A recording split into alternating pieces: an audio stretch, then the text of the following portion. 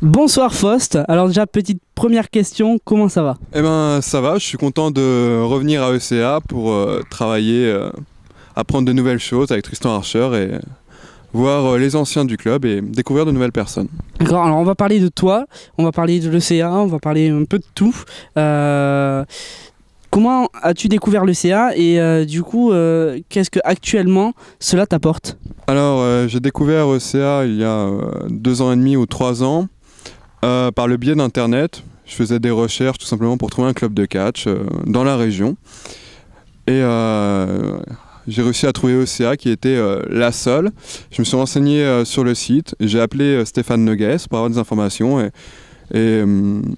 je me suis dit que ça valait le coup d'essayer, que ça avait l'air sérieux et donc je suis venu et ce que ça m'a apporté, c'est que ça m'a fait débuter, ça m'a appris les bases. Ça me permet encore maintenant de me perfectionner et tout simplement d'approcher mon niveau du niveau de catcheur que je vais avoir, tout simplement. On le sait, l'ECA c'est des stages, c'est des cours, donc entre guillemets tu es encore élève pour vraiment résumer, même si tu es au-delà de ça, puisque tu vas quand même aux États-Unis, tu vas au Japon, justement. À ce moment-là, est-ce que tu vis actuellement du catch ou tu as un à côté qui te permet de subvenir à tes besoins dans la vie réelle, mais aussi du coup de pouvoir justement payer tout ce qui est stage de catch, déplacement aussi dans les autres pays? Alors pour le moment je suis comme la plupart des personnes du circuit français, donc je ne peux pas vivre grâce au catch. J'ai une activité à côté, tout en étant également étudiant pour avoir une autre profession. Et donc pour l'instant le catch c'est un investissement de temps, d'énergie et d'argent. C'est quelque chose où je me dépense dans tous les sens du terme et où ce qui me rapporte c'est un enrichissement personnel et pour l'instant, pour parler cru financièrement, je m'y retrouve pas. Mais c'est pas ma démarche. Pour le moment, en tout cas, j'essaye pas d'en vivre. Là, j'essaye tout simplement d'avoir un niveau qui me permettra plus tard d'en vivre. Donc, d'après ce que je comprends, tu préfères faire passer les études, le boulot avant le catch. Donc, si tu devais là, à ce moment-là, faire un choix entre le boulot, donc les études, le boulot ou le catch, qu'est-ce que tu choisirais? C'est une question difficile qu'on m'a posée aussi aux États-Unis et au Japon. Et la vérité, c'est que ça dépendrait tout simplement de l'endroit, de l'opportunité. Pour parler simplement, si on me proposait d'être catcheur et d'en vivre au Japon, j'accepterais et je laisserais mes études qui sont quasiment finies de côté. Et voilà. Après, il y a certains endroits que je respecte, mais qui correspondent moins à mes aspirations personnelles et où je n'aurais pas envie d'évoluer au point de sacrifier mon métier. Donc, pour être clair, ça dépendrait du pays et de la fédération. Voilà. D'accord, on parle surtout financièrement parlant, le catch a un certain coût. Du coup, le CA, les stages que tu fais, faut pas le cacher, le CA reste relativement cher. Est-ce que c'est juste? Est-ce que du coup ça mériterait peut-être une baisse des prix ou même peut-être plus haut le prix puisque par rapport à ce qui est fourni?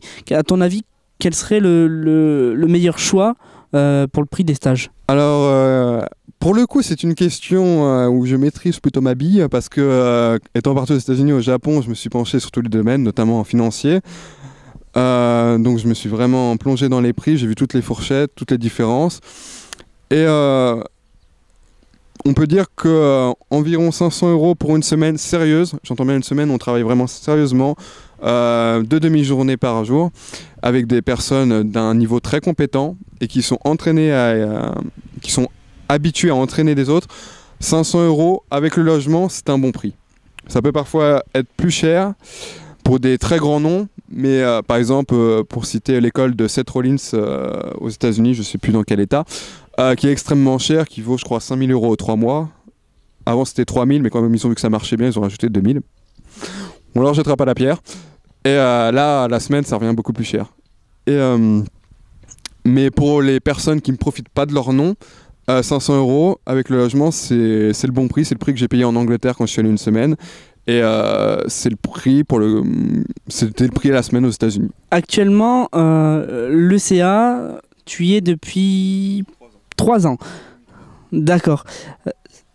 En toi-même, ta personnalité, ta vie extérieure aussi, qu'est-ce que ça a pu t'apporter sur toi, sur ton comportement et tout le reste qui t'entoure? Alors, le catch, ça m'a apporté dans la mesure où avant d'être catcheur, je faisais de la boxe anglaise pendant 2 ans de manière très intensive, donc tous les jours de la semaine, par un jour de repos de temps en temps pour travailler. J'ai toujours, depuis que j'ai une vingtaine d'années, parce que j'en ai un peu plus maintenant, j'ai toujours eu besoin de faire du sport, de combat, quelque chose où je pouvais utiliser ma détermination, ou simplement quelque chose où je pouvais me dépasser, où j'avais la douleur, la peur, la fatigue à affronter.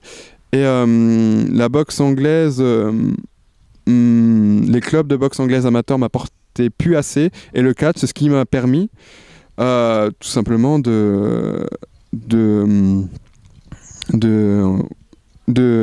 vivre avec l'intensité que je voulais. Et c'est pour ça que maintenant que je suis dans le cadre, je pense plus du tout à partir, parce que ça pourrait être un peu simpliste, on dirait que ça me permet d'être moi-même, tout simplement. Alors, on parle de l'ECA. L'ECA est quand même encadré par Stéphane Noguès, le coach. On va parler de lui.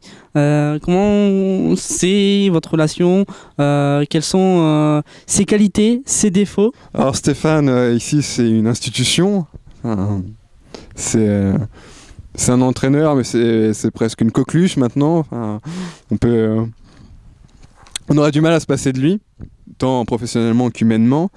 Donc Stéphane, c'est quelqu'un pour qui j'ai un grand respect, parce que j'ai notamment fait des études dans l'enseignement, pour être précis, les études pour être instituteur. Donc j'ai eu des cours de pédagogie, pas très bon, mais j'ai eu des cours de pédagogie. Et je peux dire que vraiment Stéphane, c'est quelqu'un qui aide les gens de la bonne manière, dans la mesure où Stéphane, c'est pas quelqu'un qui rabaisse les gens ou qui leur demande d'être à un niveau. Stéphane, c'est une personne qui s'adapte à l'élève. Il va pas demander les mêmes choses, pas demander la même vitesse de progrès selon l'élève. C'est pour ça que la plupart des élèves sont non seulement restent, mais aussi s'épanouissent parfois de manière très surprenante. C'est parce que Stéphane les aide à grandir en tenant compte d'eux. Donc c'est une relation qui est très valorisante finalement, parce qu'on n'est pas un numéro, on n'est pas l'élève qui vient, l'élève qui s'habille en rouge le dimanche. Non, on est Faust, on est Tornado Kid, on est quelqu'un de précis avec qui on a une relation particulière, et c'est justement pour ça aussi que Stéphane aide les catcheurs à développer leur personnalité, parce qu'il développe pas juste les techniques, évidemment, sinon ce serait pas vraiment un catcheur. Catcheur, c'est un ensemble de choses, la technique, mais aussi la personnalité, l'histoire qu'on raconte dans le ring. Et Stéphane, c'est quelqu'un qui aide les gens à ressortir leur personnalité, puisqu'il tient compte d'eux dans ce qu'ils sont. Donc voilà, après les défauts de Stéphane, je dirais qu'il me comprend pas toujours quand j'utilise des mots comme abscon, et puis voilà, mais sinon, c'est quelqu'un d'adorable, et les personnes qui l'ont rencontré une fois le savent. Alors, point positif ou négatif sur Stéphane, c'est fait. Maintenant, on va recontinuer de parler de l'ECA. Justement, un point positif et un point négatif sur cette école. Déjà, qu'est-ce que tu aimerais dire par rapport à ça? Donc, le point négatif, le point positif. Alors, question difficile. Comment ne pas paraître flatteur? Donc déjà, vraiment sincèrement, je crois que j'ai fait 4 écoles, une en Angleterre, une aux États-Unis, une au Japon, et la 4e en France. Toutes avec des enseignants très reconnus. Aux États-Unis, j'étais dans la House of Truth, donc avec Truth Martini. J'ai rencontré Jay Little, Jimmy Jacobs, Taylor Hendricks, donc qui étaient là régulièrement. Et au Japon, c'était le dojo de la Wrestle One, donc avec Kai, Kazayashi et Yamato, qui sont des catcheurs époustouflants. J'ai pas d'autres mots. On en perd ces mots. Et j'ai vu des noms très connus de la scène, j'ai appris avec eux, et j'ai vu qu'à ECA, finalement, contrairement à ce que des mauvaises langues pourraient dire, que Stéphane Noguès est moins connu qu'un Truth Martini, ce qui est effectivement vrai, qu'il a moins de compétences pour enseigner, eh bien finalement c'est faux, parce que, comme je disais, c'est les valeurs pédagogiques de Stéphane, c'est le talent pédagogique de Stéphane, et c'est aussi, j'ai envie de dire, ses convictions. Je pense que quand Stéphane dit qu'il veut aider ses élèves à se développer, et à grandir à travers le catch, c'est vrai. Et c'est pour ça que ça marche aussi bien. Donc tout ce que je peux dire, c'est que pour moi, ECA est une école qui a un excellent niveau, et pas au niveau français, au niveau mondial. Et c'est pour ça que je la reconnais, je la recommande à qui que ce soit. Et du coup, tu n'as pas dit de points négatifs. Alors, est-ce que tu en as un au moins pour le CA, justement? Ah, ok. Bon, alors le point négatif, c'est qu'on a trop d'high flyers et on a Tornado Kid qui est un petit empaffé. Donc, très bien. Du coup, on va continuer de parler de l'ECA. Qu'est-ce que tu aimerais bien qui évolue justement dans cette école? Qu'est-ce que tu aimerais bien voir peut-être de nouveau ou de revoir quelque chose qui a peut-être disparu? Dis-nous tout. Les choses que j'aimerais voir au CA, ce serait par exemple une ceinture pour avoir des combats pour le titre, et puis des combats avec enjeu, puis des combats où je gagnerais quelque chose, enfin.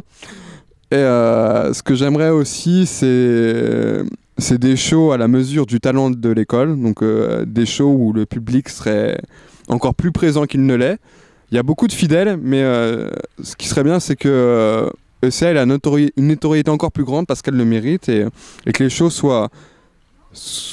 Moi, j'attends le jour où ECA fera des shows qui seront parmi les plus importants du pays, tout simplement. Et donc à voir avec les noms qui s'imposeront, par exemple des noms tels que Chris Hero à ECA. Moi j'y crois et j'attends ça. On va terminer sur une dernière question. Le catch, ça te prend du coup beaucoup de temps. Ça met en jeu les études, ça met en jeu le boulot aussi, ça met en jeu la vie de famille. Comment arriver à lier tout ça? Et surtout, qu'en pense par exemple justement ton entourage, que ce soit les parents, la possible petite amie, voilà. Comment réagit ton entourage par rapport à tout ça? Et justement, qu'est-ce que toi tu leur réponds? Déjà, tu as tout à fait raison, c'est un énorme investissement de temps, d'argent. Notamment en ce qui concerne le temps, il y a tout simplement l'entraînement physique, en plus de l'entraînement de catch, qui fait qu'on dépasse les 15 ou parfois 20 heures, sans les semaines de stage, où là on frôle des sommes astronomiques de temps. Donc c'est un énorme investissement, c'est obligatoirement une priorité. Si on ne fait pas de catch d'une priorité, on n'arrivera à rien. Aux États-Unis, c'est ce que les personnes disaient toujours. Si tu n'es pas prêt à te battre pour faire un match, laisse tomber, tu n'es pas fait pour ça. Donc c'est une énorme priorité, c'est un combat, oui, il faut se battre pour arriver à trouver le temps de tout faire, et c'est tout, c'est aussi simple que ça, il faut juste trouver le temps. Et pour l'entourage, à titre personnel, j'ai jamais eu de soucis. Tous les gens que je connais et qui me sont proches savent que le catch c'est quelque chose sur lequel je pourrais pas être moi-même, comme je disais plus tôt, donc à ce niveau-là, ils sont tous très compréhensifs, et voilà. Eh bien, merci d'avoir répondu du coup à nos quelques petites questions. Et puis, je vais te laisser le dernier mot de la fin si tu as quelque chose à rajouter. Eh bien, simplement, le catch, je pense qu'on peut dire que c'est un art. C'est vraiment quelque chose de beau qui mélange le cinéma, l'histoire, les émotions et le sport. Et je suis assez fier d'être partie d'une communauté qui se rend compte de cet art et à quel point c'est admirable.